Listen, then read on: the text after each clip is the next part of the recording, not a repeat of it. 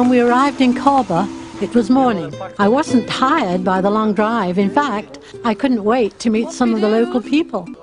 A large part of their belief system centers on gods associated with animals. The ceremony was part of the Independence Day celebrations.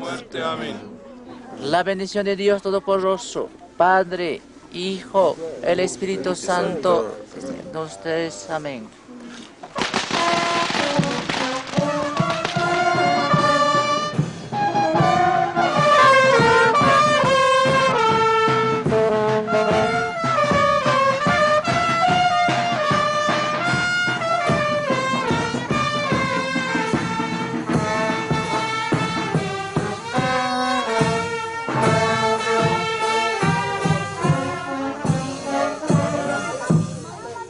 Salve Regina, Mater misericordia, ea ergo advocata nostra, o clemente.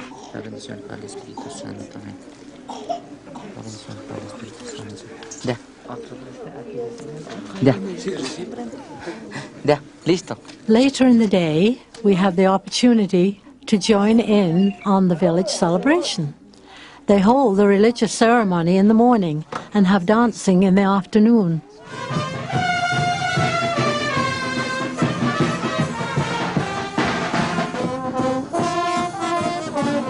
Dancing is one of my things. I love to dance. It makes me feel happy. I like dancing with the Latin men in cover because it was full of life, and I think we were just expressing our movements together and really enjoying ourselves. And isn't that what life is all about?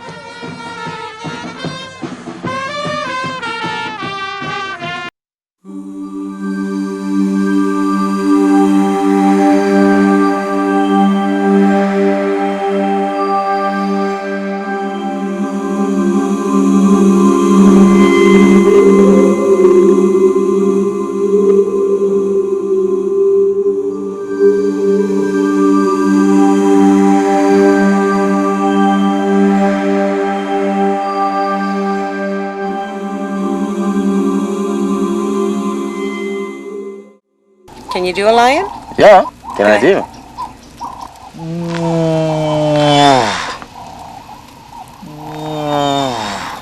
This is loud.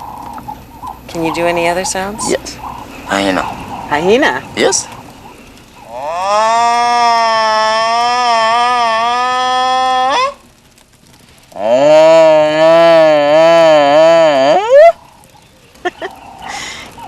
How about a hippo? Can you do a hippo?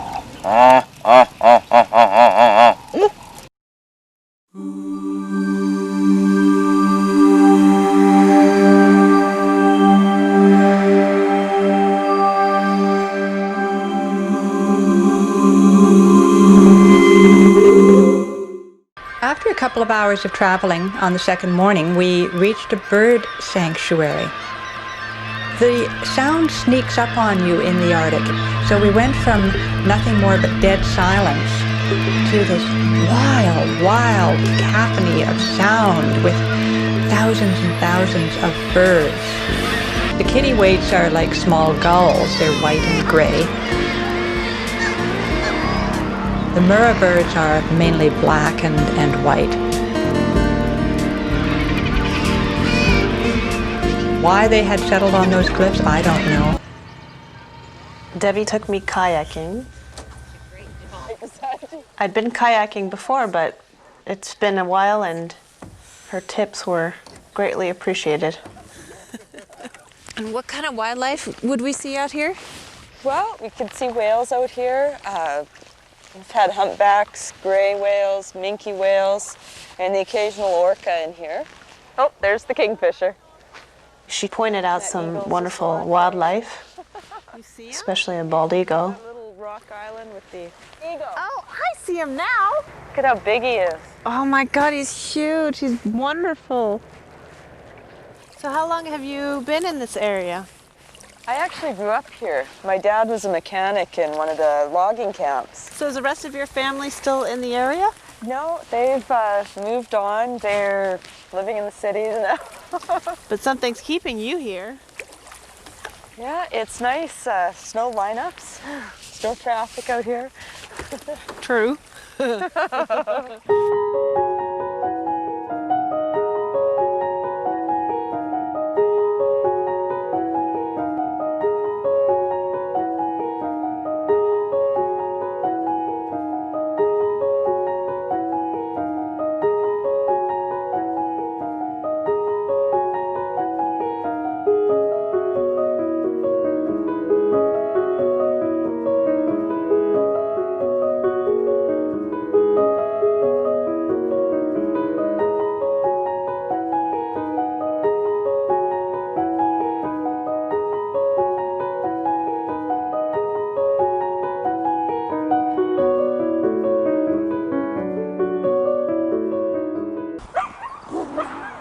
Later, I spent an amazing afternoon with Carmen Tozer, learning how to drive a team of huskies.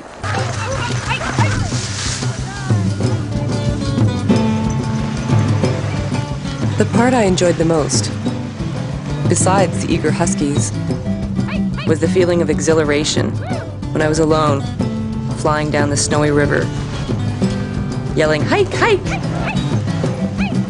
I felt so free. Inuit and Labrador used to be great hunters, and they still practice limited hunting today. Even though I had mixed feelings about it, I was invited to participate in a hunt. So I sat there on that rock for many hours, waiting and waiting for these birds to come.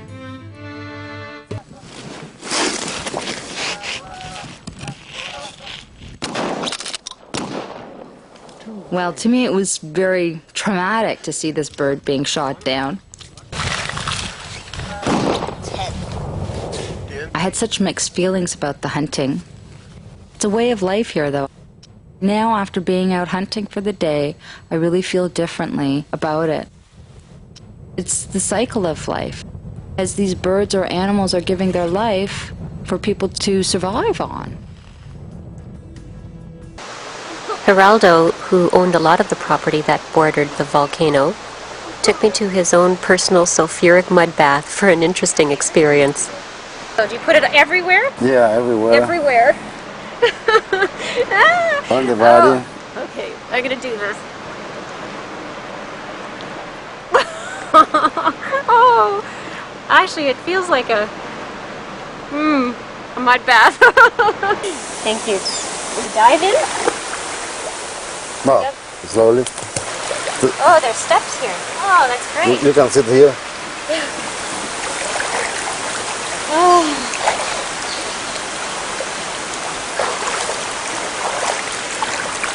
You need more. I think I'm going to need to bathe for a week.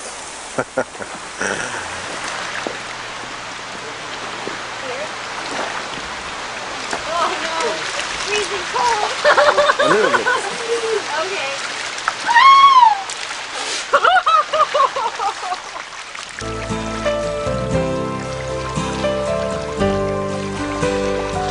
As we were out kayaking, I just had this calm feeling come over me.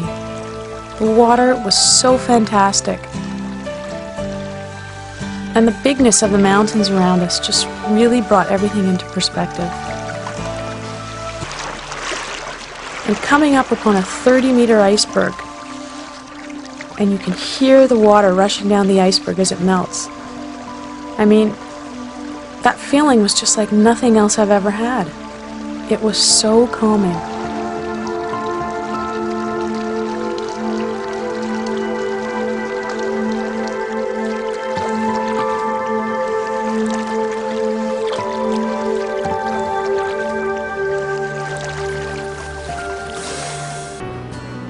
Overall, I guess I'd have to say that this trip to Greenland really had a very calming effect on me.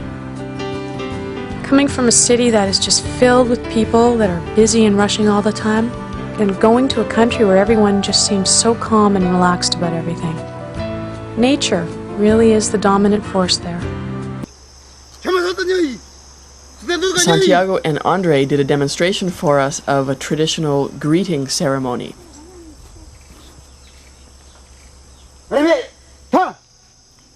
The history of the Shuar tribe is one of a lot of violence and warfare. As they've been modernized, they don't need to do those things anymore, but the community I stayed with was trying very hard to retain and teach people about their traditions. So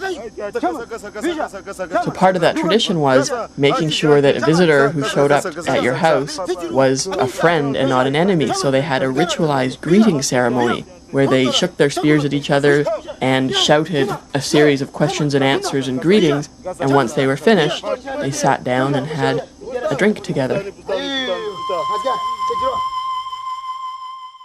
Further on along in the island, there was a lagoon. I noticed 2 flamingos standing in the water off to the side. What was remarkable about them was I found that their fantastic coloring in shades of pink and red and white and in their feathers resemble the shrimp that they eat. I believe it's the keratin that turns the feathers to make the color so vivid.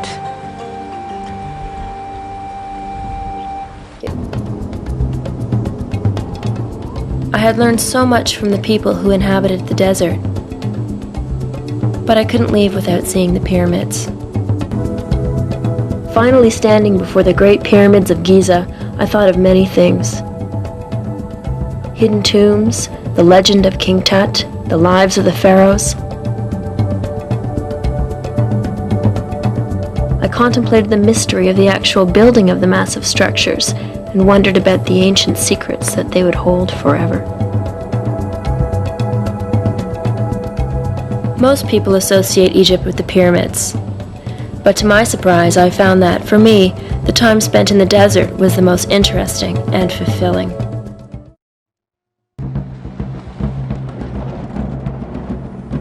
The next day, I asked Magaru to take me to see the Mirsi tribe people. They still live in the traditional nomadic ways, as Ethiopian tribes have done for hundreds of years. Hello. I met a woman who was named Lulam. She looked to be about 70, but she still had a toddler with her. The bambino.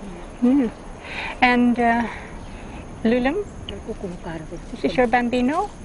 Lulam, and you were... Ah, Mama? Oh, Mama.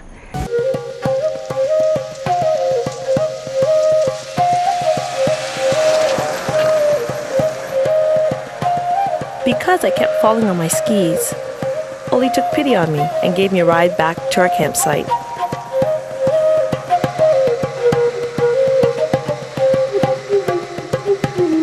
It was kind of bumpy in that rickety old sled, but I was relieved to be off my feet.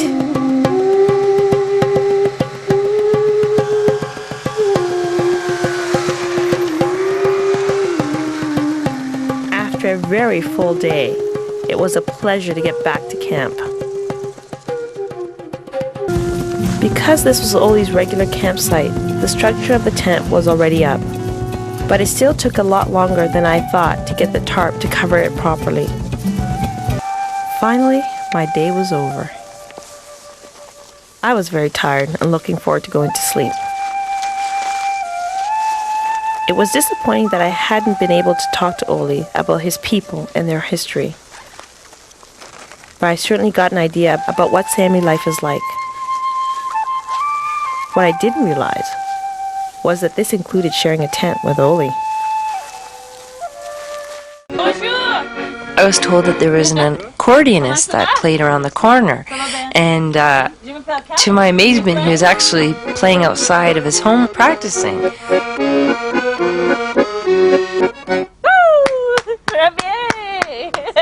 Beautiful. Can I try? So he handed me this somewhat of a large piano, as I referred to it, and I placed it on my lap, and it sounded like something was dying.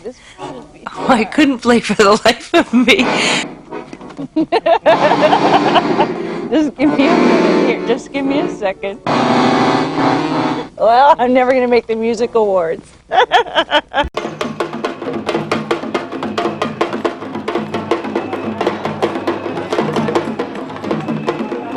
On Sunday evening, Musa took me to the wrestling matches.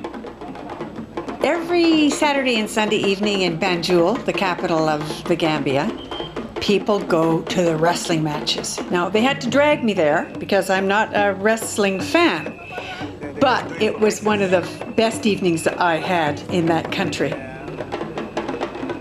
The wrestling is like nothing I'd ever seen. It's men, young, full of energy, beautiful bodies, gorgeous guys who wear a loincloth, really. And you go into a big sand arena. I mean, everybody sits around in these stands around a sand arena. It's not rough wrestling in that these men don't kick or punch, but they do grab handfuls of sand to get a grip on their partner, and then there's a little sand throwing and, you know, sand in the eyes. The idea is to get your opponent to the ground. And one will get his partner to the ground, and then it's a big da-da as they stand up, run around, and hold out a hat for money.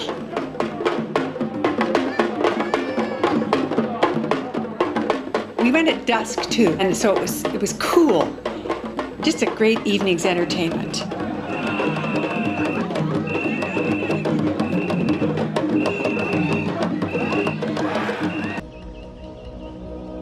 From Simone's log on the water to a hanging bridge over the rainforest, I can't tell you what a memorable experience it was.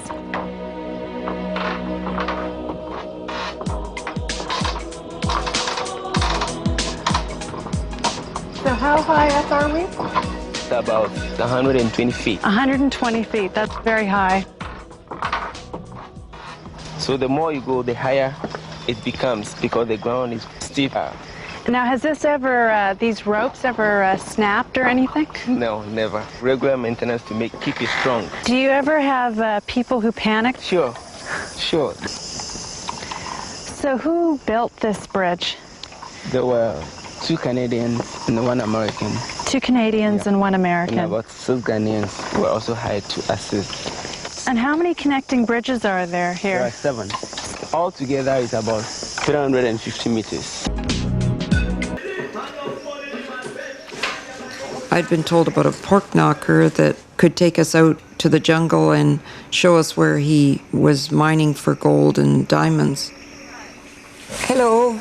Afternoon. Are you a traveler? Where does this name pork knockers come from?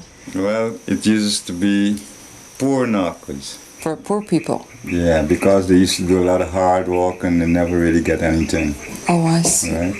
Well, afterwards it becomes pork knocker because they used to import a lot of pork, and that is the only meat that the people used to get to eat.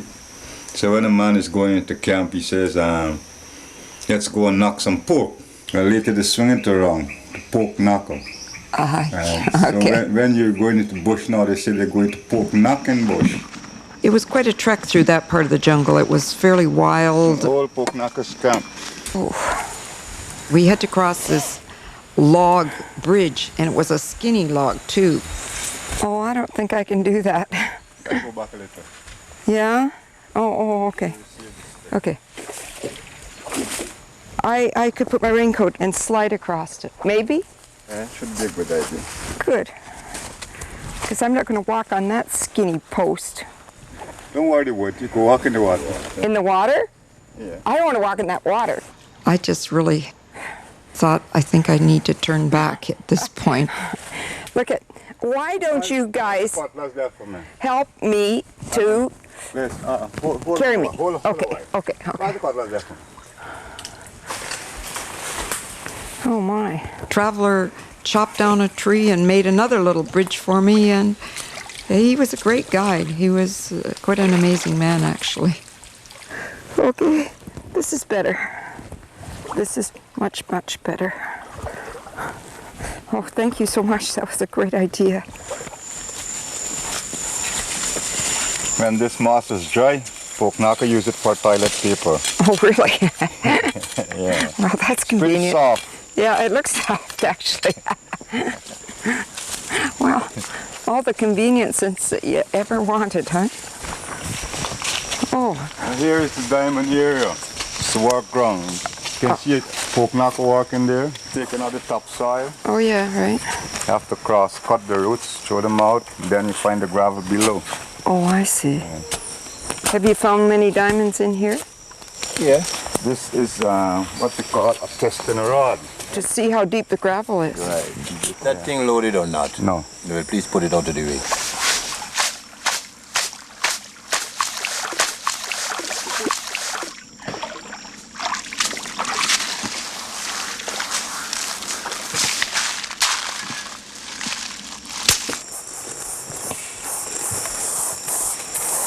Guess we didn't find any diamonds this time. No diamonds, no diamonds. You want to try it?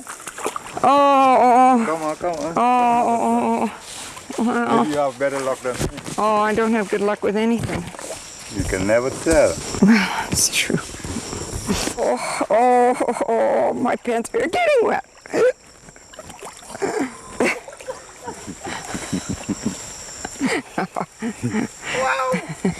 Oh, okay. Now, I don't want to break a nail. I came all this way and haven't broke one yet. So, okay, what do we do now? Okay, two spades. Okay. That's it? Yeah. That's it. All right. Okay.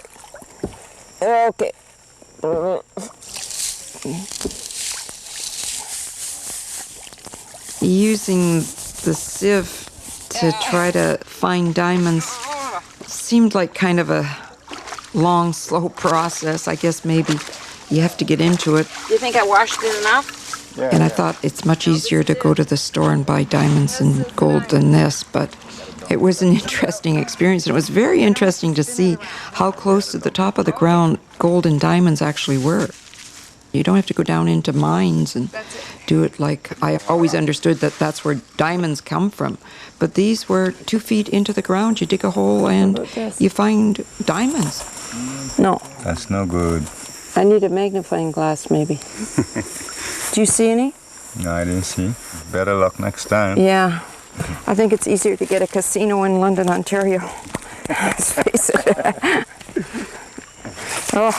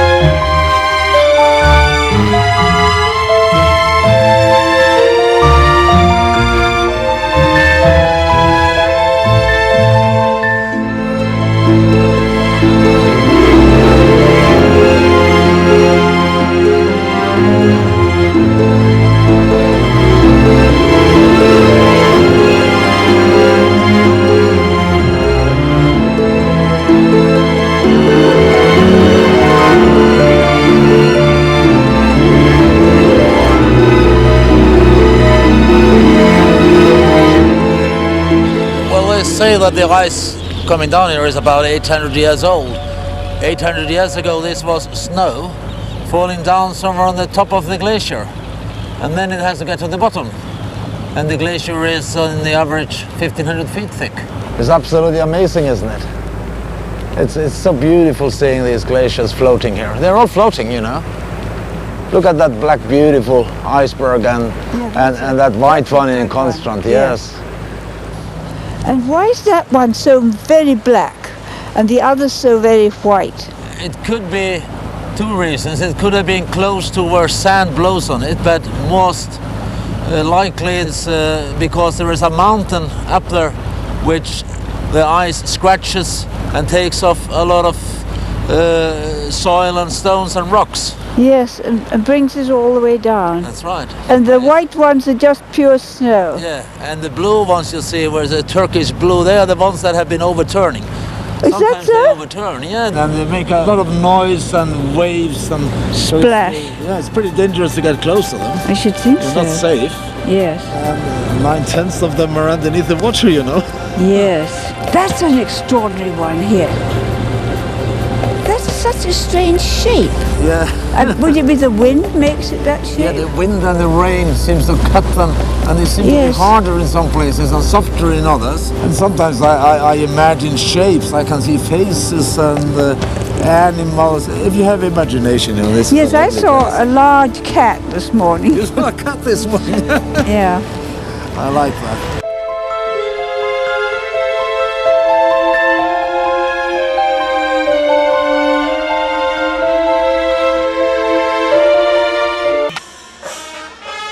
One of the grandest festivals is one which up to this year has been closed to non-Hindus. There are 71 elephants lined up. Each one is adorned with an ornate banner featuring a deity. The Hindus are celebrating the arrival of Vishnu. Vishnu is the preserver of universal order. The center elephant with the large gold banner is Vishnu. At dawn, the elephants move forward in slow procession as the Hindu worshippers move in rotation around them. I was told this symbolized visitation to all the temples and deities. The festival was extraordinary, and the pageant would continue for many hours. The United States, when we think of Jamaica, we think of reggae music, and it's a very popular music form. In fact, I have several albums of Bob Marley's and one by Peter Tosh. But to us, it's primarily entertainment, and I get the sense from you that it's much more than entertainment. Am I guessing that right? Music to Jamaicans is not like the average society where music is just a vehicle for every message. Music comes out of the earth in Jamaica. What do you mean? We live the rhythm. Well, anywhere you go, there's a rhythm. There's a rhythm pattern. There's a sound. There's the pulsating. We tend to relate to reggae as our heartbeat. It is similar to or connected to our heartbeat. So you feel it coming from the earth up through your body, literally? Is that what you're saying? And this is why we're so much into roots, because once our feet are planted in anything Jamaican, the rhythm reacts. We're an integrated song and dance people, you know. So there is movements and there is gesticulation along with the rhythm. Once we are speaking, just make believe that the body is a musical instrument, and whatever outpours from us is musical. Please, it might not be correct in terms of conservatory music fashion, but within a cultural context, once you are dead on the rhythm, that's really where it comes in. That's Jamaica. I've noticed that you don't ever see a Jamaican standing there just singing or just playing. When they're singing, they're dancing, and when they're playing, they're dancing. They always seem to go together. Back to integrated song and dance, there must be movement. If you are a Jamaican, any sort of movement must be accompanied by music, even if you are dealing with it mentally, because as I said, we utilize the body as an instrument. So we do emphasize and accent our basic rhythmic patterns, and of course it depends on which part of the country you come from, because we are surrounded by pockets of African retention with different accents. So it's a matter of where you come from, where you are, and what you're into, but music is us. Whether there was a recording business or not, we would still be into music as heavy as we are now. I believe it. I was fortunate enough to be introduced to a Bedouin woman. We shared some conversation together, although she couldn't speak English and I could speak very little Arabic. Your husband Muhammad? سنتين يعني سنتين رحمة أبو محمد عند ربه عند رب. Oh, he died? Yeah. And when did he die? بعد سنتين. 2 years ago? بعد سنتين. راح عند رب. My husband, he died to say سنة. سنة. 9 years ago. I saw how happy people were with very simple pleasures. They have their family around them. They have structured lives in a way, but they know exactly where they stand and they care a lot for each other.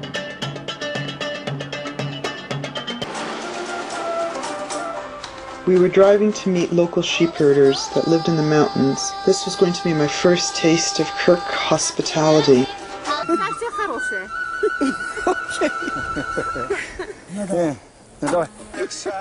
One needs to experience other cultures, other people, other lifestyles to actually know and probably appreciate what they have themselves.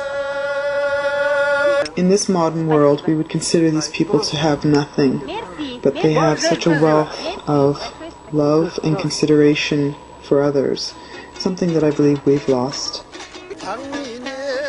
It's important to live.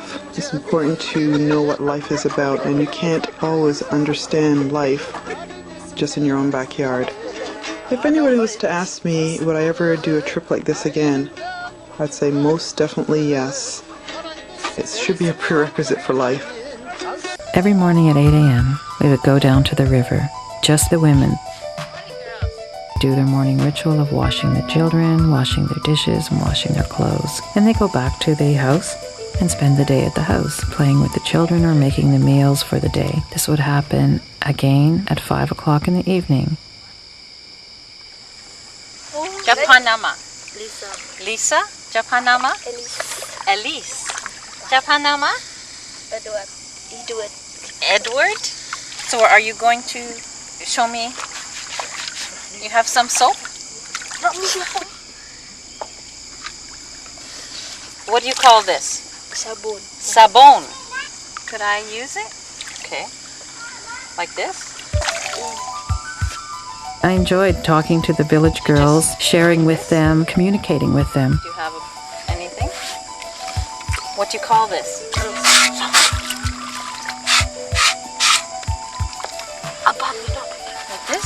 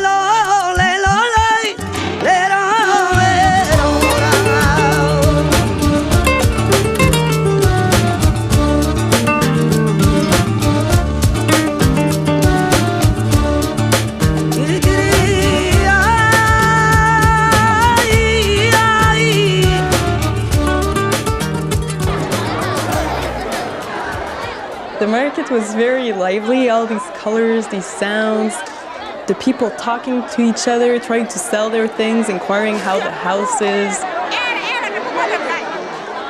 It was almost like a big feast because in the Dogon week there's 5 days and there's only one market day out of these 5 days, and all the surrounding villages come to sell their products into that one village.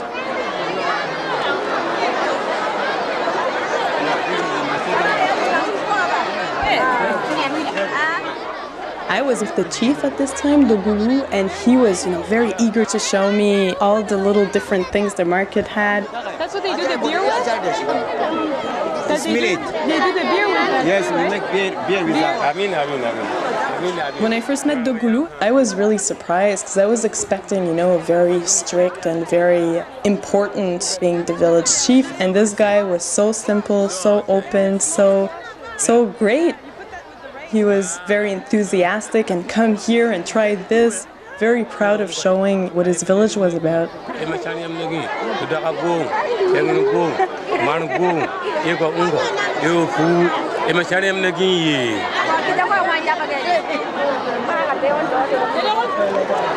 Good? Ouais, c'est bon. C'est bon, hein? Ouais, c'est bon. Voilà, ok. Again? No. No? I drank already 2 times. Oh, not ready to drink.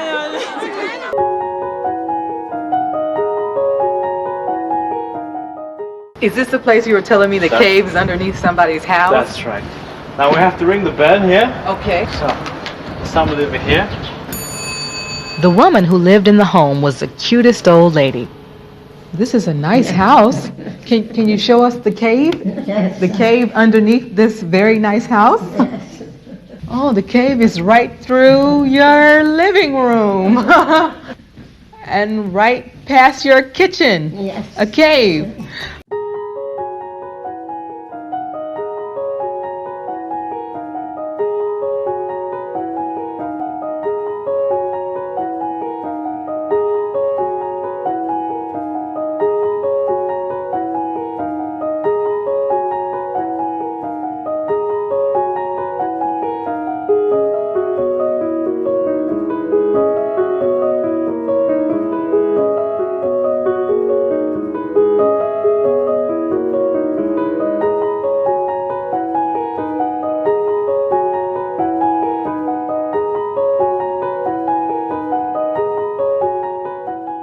Ask her, was she ever afraid having a house over a cave when she was little, or did she worry متى كنت now? هذيك صغيرة كنت بزاق لا مش كنت نجي مع الإنجليز What did you say? She said that she was never afraid of the cave. And at a very young age, when she was still younger, she used to come here with the English servicemen. Oh. Into the cave. Were these her boyfriends, or she just wanted to show them something unique? No, she's saying it was her grandfather who took the English into the cave. Around here, there were so many English servicemen. Everybody used to know each other, and she would socialize with them quite a bit. Ask her what life is like on the island. She said, thank God, she's very happy now. She's well looked after. Doesn't mean she wasn't happy before, she was always happy. Here on Gozo, they have an expression which dates back quite a few years, and it says the key of the house is always in the door. So the door is always open to visitors, whether they are local or foreign. Well, tell her I'm glad she opened the door for me. You from? From Toronto. Oh, you are Canadian. That's right, yeah. The most friend of mine is from Canada. But here is the shoes, the Berber shoes. Oh, really? Yeah. Why do they wear a shoe that covers their feet so much in the heat? No, because the time when they ride the donkeys or camels or something. Yeah. Where are the dyes from? The grenadine. Oh, grenadine. Grenadine. Oh, yeah. Yes. The yellow, just the envelope. The skin. Oh, yes, the skin. Yeah. Yes. How we dye these things here. Yeah. And we have the Color. white. What do they make that dye from? That is from the pigeon. From the pigeon? The pigeon. What part of the pigeon is that from? You see the shit of the pigeon. Yeah, that's we call it guano. Yeah. So the white dye is made from pigeon.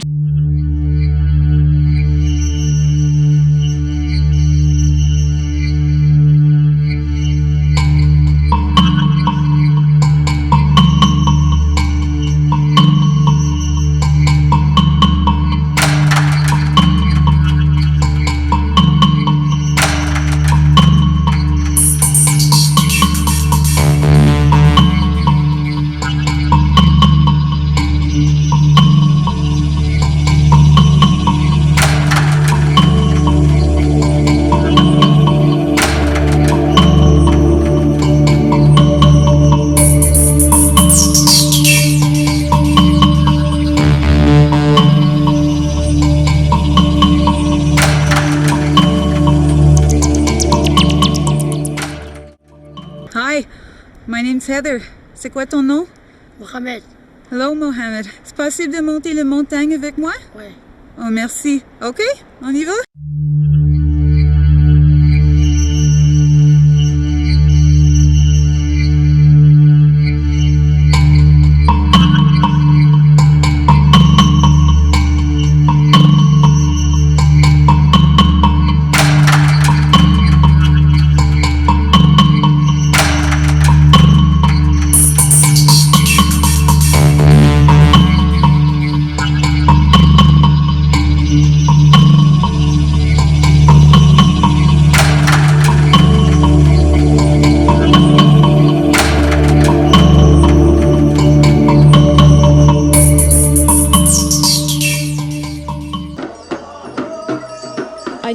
the village's festivities one day. They were moving from Miquelon to another village where they were going to have what they called their all-night party, and there was actually 3 different groups from the whole area converging in this one place. The one thing that struck me when this one woman asked me to dance with her was how small these women were. I felt really huge, especially with my huge trekking boots compared to these women that had on little wee tiny thongs or little small shoes, and I felt like a thug.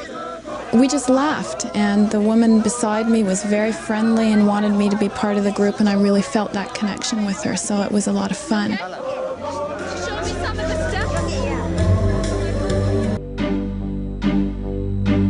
There are coastal towns of Oman where the catch is brought in at dawn.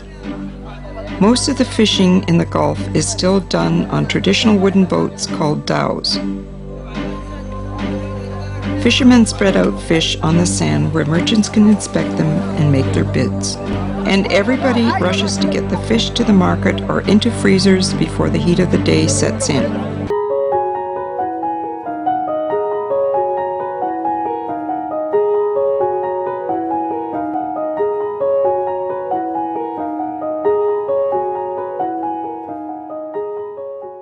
So this is a very special area for the Huli people. This is the place or the home of Huli Wickman. This young man, he is the teacher of our new young boys. Maru.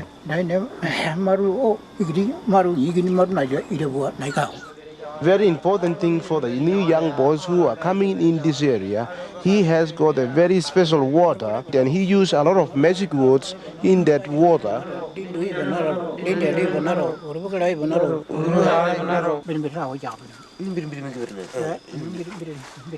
And then when he drink that water, the water makes the boys to be grow faster, healthy, yes, and also grow the hair so fast. The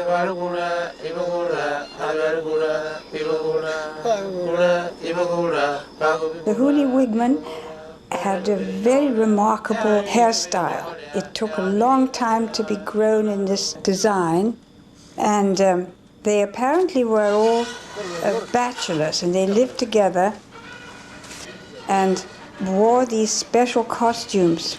That's a design of the headmaster of a Wigman. With very beautifully crafted headdresses.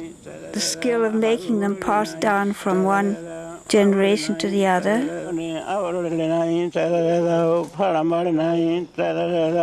And they had special songs, and all very interesting and mysterious. Here is the salt that comes from the lake. Yes. And these people harvest the salt? Yes, they just go. It's not really far and deep. They have their own equipments. I see their canoe. They have a stick and a basket. Okay. A basket like this one, yes, right here. Mm-hmm. And the salt is not really deep. They just, start by scratching, have the basket deep in the water, and collect it and take it back. It's kind of like a sieve. Exactly.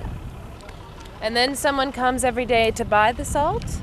Yes, there is a lot of companies because, like I said, we export a lot of salt, especially in the Scandinavian country who use it for the snow. And these people live around this area, like the last village we passed by is the Nyak village, and it's a mix, man and woman, both, can be working. Why are they different colors? It's because it's taken from a different part in the lake. And the little signs that are poking up out of each pile? Exactly, it's means that these signs belong to these. They have names, they have numbers. Oh, it's like claiming your pile that you've been working on all day. Exactly. Mara arranged for me to have a little boat ride on one of those boats that collects the salt. Hi. Ladies first. I'm Malva. Bonjour. Thank you. Merci. And the lake, how deep is it? Right where we are right now, how deep is it? Let's say 1.5 meters. So I could stand here. Mm-hmm. Yeah. And the salt is all at the bottom? The real salt is deeply, that's why they have their sticks and basket to go up. Okay, so they dig it out and bring it up. Inshallah. Inshallah. If there was a translation for the word inshallah, what would it be? If God will. In Wolof you have those. Inshallah, you have a lot like Assalamu alaikum, the way to greet. Yes. Malaikum salam, it's Arab. And also for English, you hear certain words like, hustle, like don't hustle me. Yeah. And Wolof it's the same, woman hus. So you share it, so you borrow words from other languages. Exactly. And that's the most important part in Senegal. Like I said, all over West African countries, wherever you go, you can see people being in a civil war because there is only 2 tribes, 3 tribes, and they are not able to live as the real brotherhood. And each of them wanted to be more powerful than the others. But here in Senegal, you see, it's a multiple ethnic groups. Yeah. And people just live like real brotherhood. Very interesting. Oh, yeah. That it all sort of works together that way. Well, I think I've seen the Salt Lake from an angle that not very many people do. Merci beaucoup. Thank you.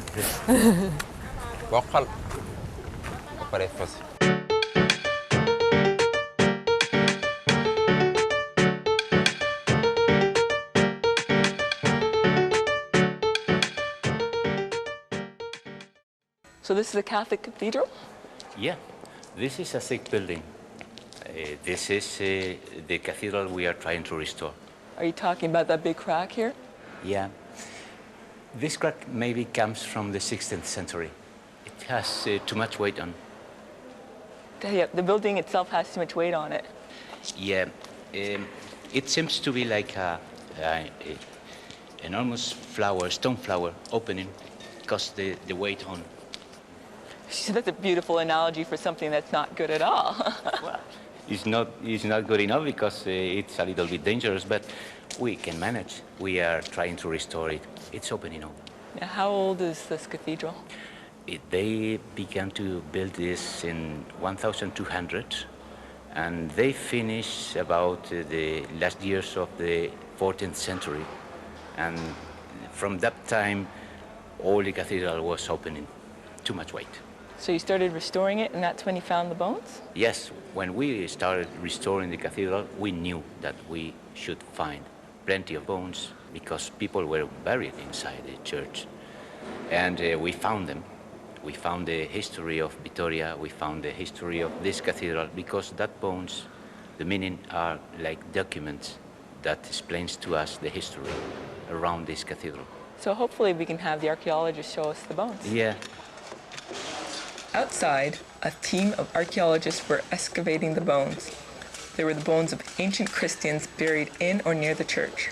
These are full bodies. Yes, full. It is all full of bodies.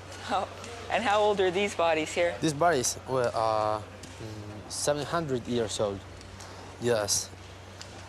700 years old? 700 years old, yes.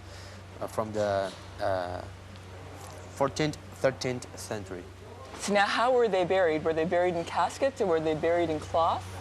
No, some of them were buried in box, and another just with cloth. Now, can you tell the sex of these? Well, right now, I don't know, probably women, but we can tell the sex sure after we make a most deep study in the lab.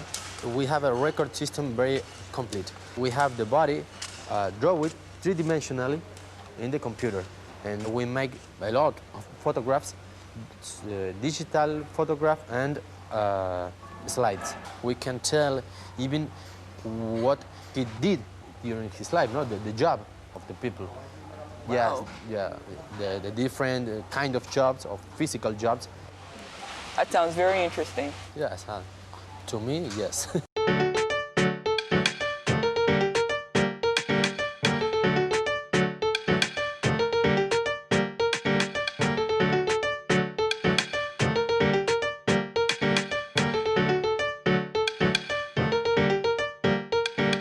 Oye, ni que vienen a buscarte. Este mundo no se hizo pa' tener hombre cobarde. No, no, no, no, no, no, no. Sigo andando por mi camino, andando con el peligro. So I had the opportunity to actually get down into the mud and water with one of the farmers who was nice enough to show me how to plow the fields in the traditional way. There were no right or left turns here, only slow, wide movements. Sai, sai, sai, sai, sai, sai, sai. Hey, hey, hey, hey, hey, hey, hey, hey, hey. We had to coax the ox to move, but of course it had a mind of its own.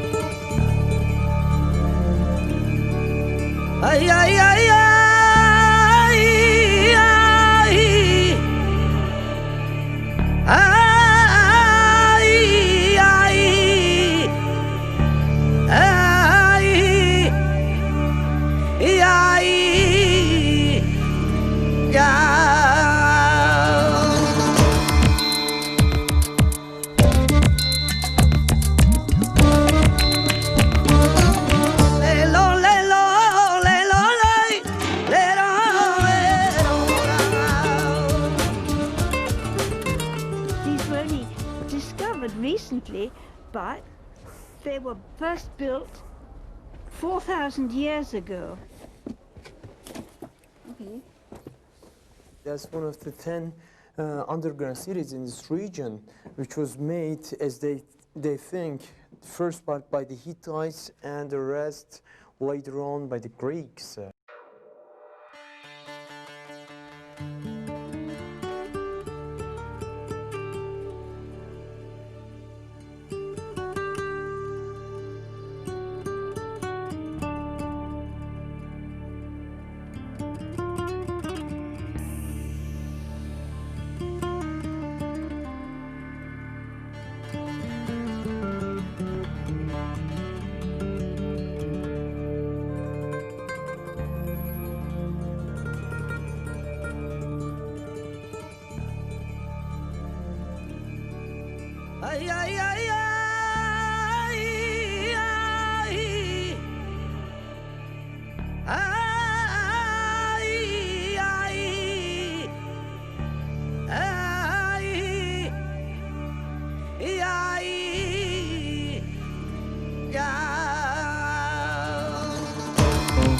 You want to come over, take a look, see how deep it is? What a depth! Oh yeah, and you see the echoes too, and you see the footsteps over there as well for the people to come in and out. They must have had something to hold on to. Yeah, yes. There's a story behind that. Yes. Which is when they were getting the Arabs sieging here, they were leaving some people outside in order to cover up the top part of the tunnel. The one who was staying outside would either fight to death or he would come down through the steps and join the other people inside in the underground city. Having persecuted because they were Christians. Yes. I'm glad I didn't live then. I'm too. I'm too.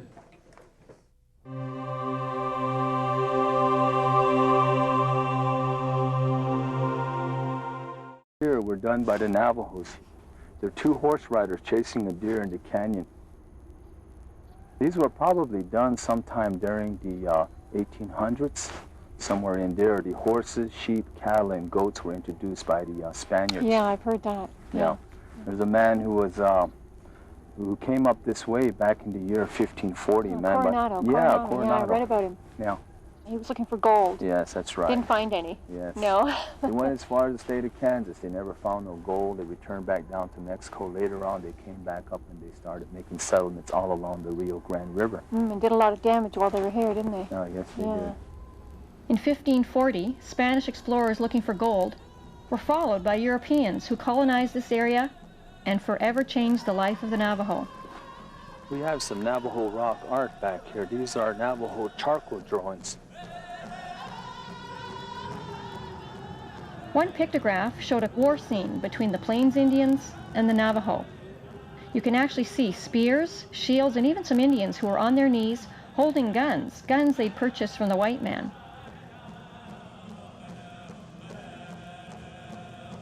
Billy is a very colorful character. He used to wrestle alligators, and the first thing he wanted to show me was his own pet alligator. Yes. I'm not going too far, right? I'm not going very close. Whoa, man, look at him. He's going to chase you. Let's get out of here.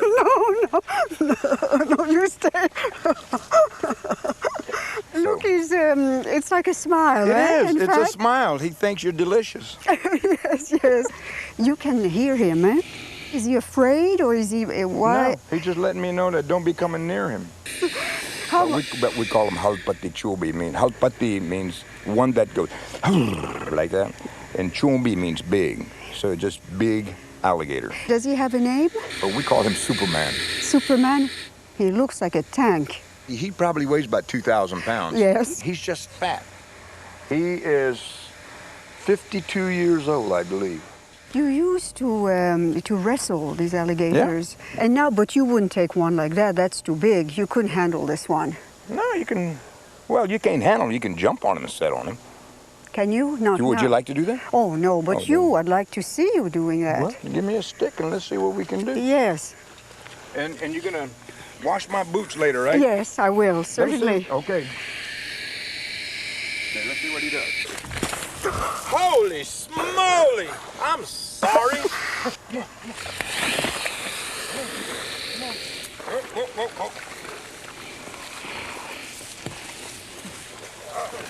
We're trying to hold him back, but he's not. Let him go. That was terrific. Look, you made me dirty up my clean boots. Yes. That's not very becoming of a chief. Chief Billy has been elected chairman of the Seminole Tribe of Florida since 1979. I wanted to talk to him about his role as chief. About the indigenous people here. There's about 2,600 Seminoles in our tribe, and they expect me to go out like a hunter to bring back the food, bring a deer, alligator, something of that sort. But today we cannot do that, so the idea is to go out and bring some money back so we can all enjoy it. What is your goal now? Yeah, my goal is to keep the financial bucket always full, and so that the individual child that's growing up will not have to worry about being hungry. The individual people may not be wealthy, but the government reaches down and takes care of these people, their health, their education. If a child is born, the mother doesn't really have to go and find money to pay for that child being born. When you're talking about the government, this is your own government. Seminole tribal government. I also asked him about traditional rites of passage for Seminole boys. Tell me a bit about the ceremony when you actually become a man, when you receive a new name. Yeah, we believe that a man, a boy, a child in the womb is inside the female, and the mother is feeding it through its umbilical cord. So when a boy becomes old enough and he starts becoming a man, that's when he must shuck the female ways by going through a ritual of using different herbs to get rid of that fluids that was in him because of his mother. But why get rid of it? What's that? Why get rid of it? Is it considered bad fluid? No, it's not good. It's just because it's a woman? You can stay a woman if you want to, but we're supposed to be men, true men. So we have to get rid of this fluids that's of a female, because whatever you're thinking, whatever your body goes through your umbilical cord, here is a male. But if it's another female, then you don't have to worry about it, because it's thinking. Woman and a man is totally different human beings with the different personalities. So we believe that a man must become a true man to carry the burdens of life, whatever it may be, even to court you. I must be a true man. So once I relieve this female inside of me, I will probably respect you more, understand different ways, and then if you get mad at me, I'll just sit over here.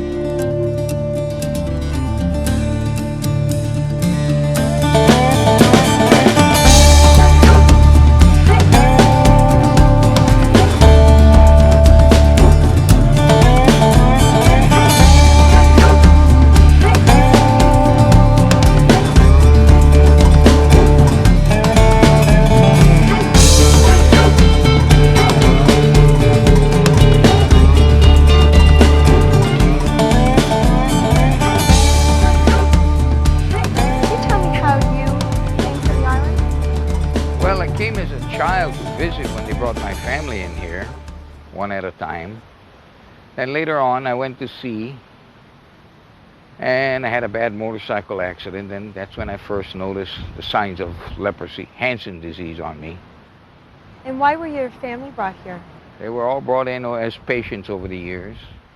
Started with my grandmother before I was born. And they took her youngest son, turned him loose, took her youngest daughter, picked him up again, locked him up here for the rest of his life.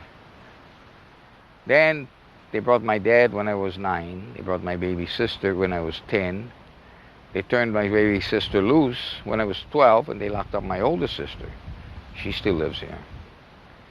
And then I was about 14 when they took my older brother. I went to Honolulu for Easter. Next thing my mother knew, I was halfway to Australia. I got on the first ship that would give me a job to get me out of these islands. I knew they would hound me, and I was one who would never cooperate, so I knew they'd get hold of me sooner or later. You can have it all your life, it doesn't bother you as long as you're in good physical condition. But once your resistance goes down, that's it.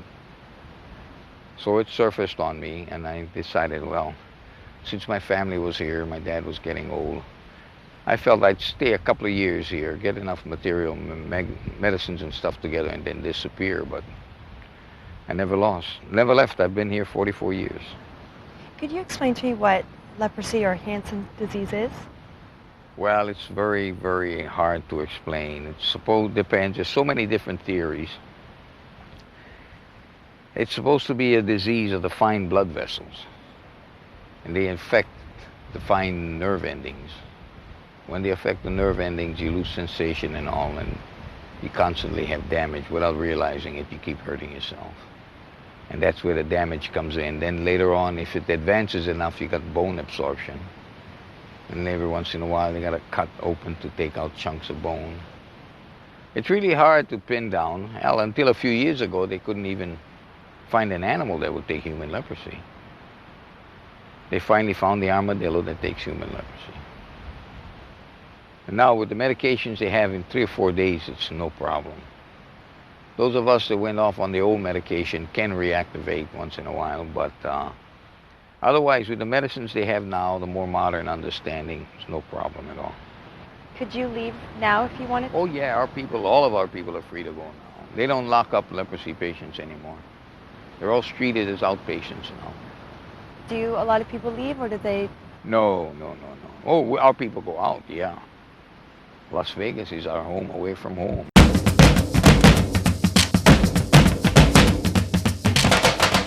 Dad knew of a wedding that afternoon, so he took me there.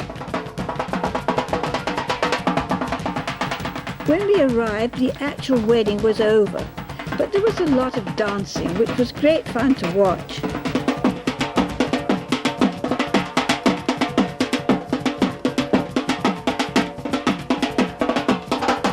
They were beautiful dancers, and one of them was only 5 years old.